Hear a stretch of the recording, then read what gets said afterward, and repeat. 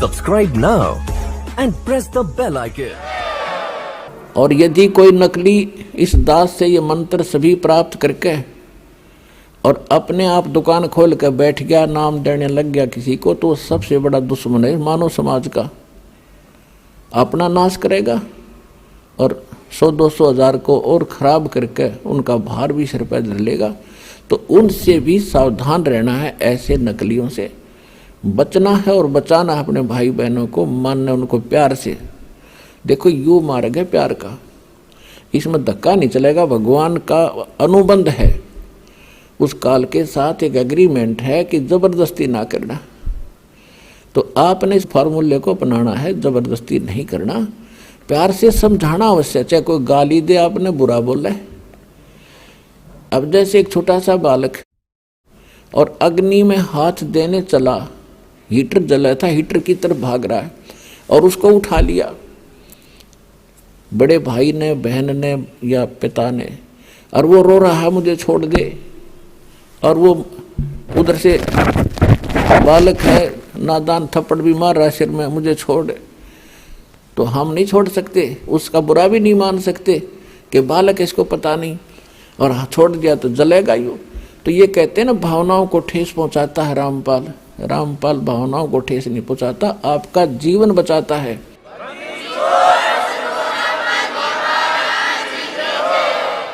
अब प्रारंभ में जब ये ज्ञान धीरे धीरे प्रचार शुरू किया, टीवी माध्यम से जाने लगा, तो भक्तों के पास अनजान लोगों के ऐसे बुरे फोन आते थे, गालियां देते थे, तुम क्या कह रहे हो, ब्रह्मा विष्णु महेश को नासवान बता रहे हो, तुम्हें ये कर देंगे वो कर देंगे।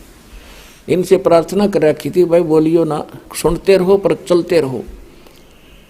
एक दिन आवेगा, इनकी भांग उतरेगी, ज्ञान सामने रखा हुआ है, और अब भी नहीं समझेंगे, फिर तो पत्थर हैं ये। और फिर जान बूझ साची तजय करे झूठ ने, ताकि संगत है प्रभु सोपन में भी ना दे। आंखों प्रमाण देख के और फिर भी नहीं मानेगा तो पत्थर आदमी है, कहते इसे नालायक के तो सपने में भी ना मिला हमने। तो इसी प्रकार आपका प्रयत्न है, प्रत्येक भाई बहन को समझाओ, और कोई ऐसी गलती कर रहा है उसको समझाओ, क्यों पाप का भागी बन रहा है, ऐसी गलती मत करो। आप भी दोबारा उपदेश लो वहाँ जाके, और इनको छोड़ो भगवान के बच्चों के। ये तो पहले दुश्मन बतेरे थे, ये काल के दूत नरे भेज रखे काल ने, इनको मिसगाइड कर दिया। सारे सबकी दुर्गति हो रही है, भक्ति भी कर रहे हैं, साधना भी कर रहे हैं, जो भी कोई क्रिया बताता वो भी कर रहे बेचारे, और फिर भी दुखी, क्योंकि वो शास्त्र विदिता कर्मन माना आचरण है, वो सत्य भक्ति नहीं है, शास्त्र अनुकूल नहीं है। शास्त्र अनुकूल भक्ति और पूरा कोर्स सतलोक आश्रम बरवाला, जिला हिसार, हरियाणा के अतिरिक्त विश्व में नहीं है।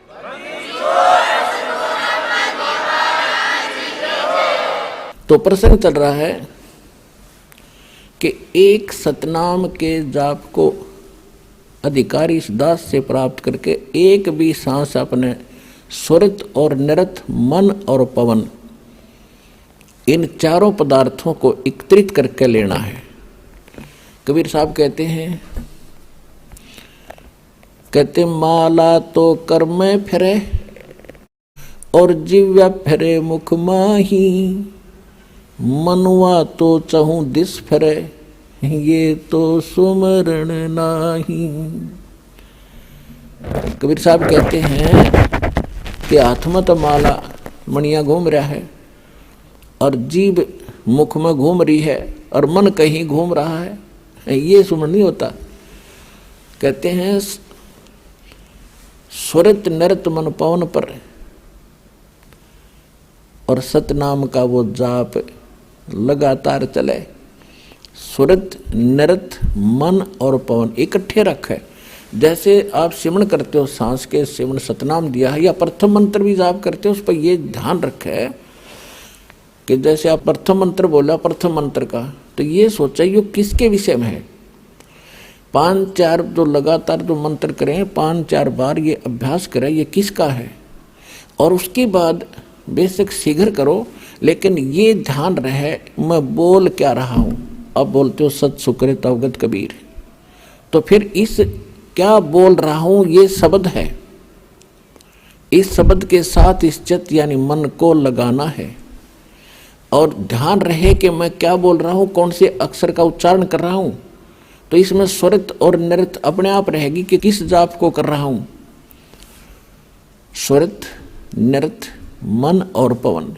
पवन माने वायु, जो श्वास के सिमरण से संबंधित है। ये कि इस पर श्वास जब जाप करो तो इसके साथ ये सांस भी ध्यान हो कि मैं बाहर कौन सा छोड़ रहा हूं, अंदर कौन सा ले रहा हूं और कौन मंत्र का उच्चारण कर रहा हूं। ये आपकी सुरत और नृत्य में रहना चाहिए। मैं के बोलू हूं, अपनी सुरती उस पर लाए रखे। सुरती समझो आत्मा के कान हैं और नृत्य जो है आत्मा की आंखें हैं, ऐसा समझो।